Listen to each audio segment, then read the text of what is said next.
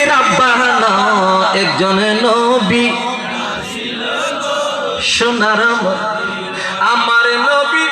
নূরের নবী আমার নবী মায়ার নবী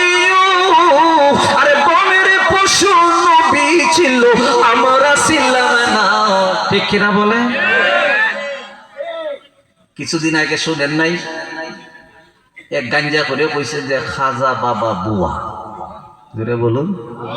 খাজা বাবা বুয়া নেই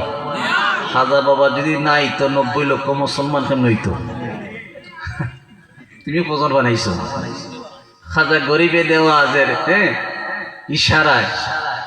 নবীজির ইশারায় উনি গেলেন আপনার হিন্দুস্তানে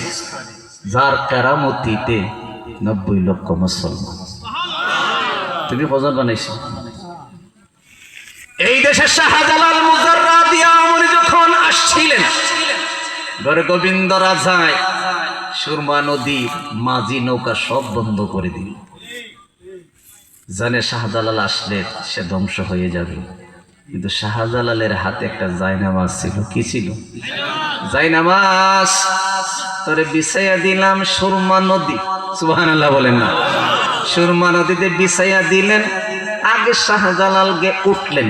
এরপরে একের পর 360 জন যখন উঠলেন জায়নামাজও আস্তে আস্তে বড় হলো সুবহানাল্লাহ বলেন সুরমা নদী পার হয়ে গেলেন হযরত শাহজালাল আমরা যদি বাংলাদেশের সব হুজুররা মিল্লা যদি সুরমা নদী থেকে বলি সুরমা নদী তুই শাহজালালে পার করছো জায়নামাজ দিয়া আমরা জায়নামাজ বিছাইলাম আমরা পার কর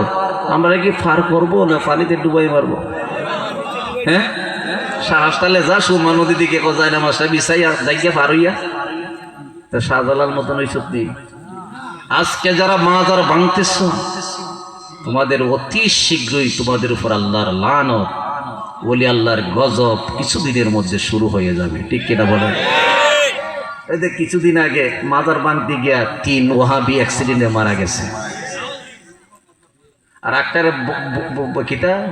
ব্যাংরা বলায় না কি কামড়াই মেরে লাইছি এখনো বুঝো নাই